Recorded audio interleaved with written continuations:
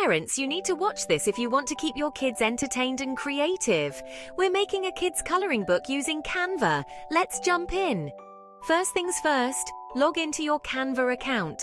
Don't have one? No worries. Sign up for free at canva.com.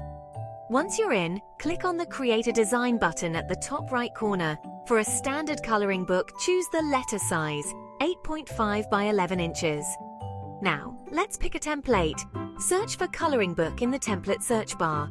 Choose a simple black and white template perfect for kids. Time to customize.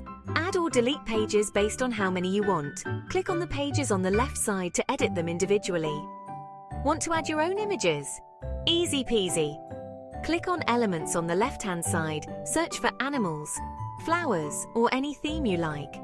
Drag and drop them onto your pages. Each element can be resized, rotated, and positioned just right. Keep the design simple and clear for easy coloring. Adding text is just as fun. Click on Text on the left panel, pick a font and type your message. You can add fun titles or instructions at the top of each page. Happy with your design? Time to save it. Click on the Share button in the top right corner, then select Download. Choose PDF Print for the best quality and download your masterpiece.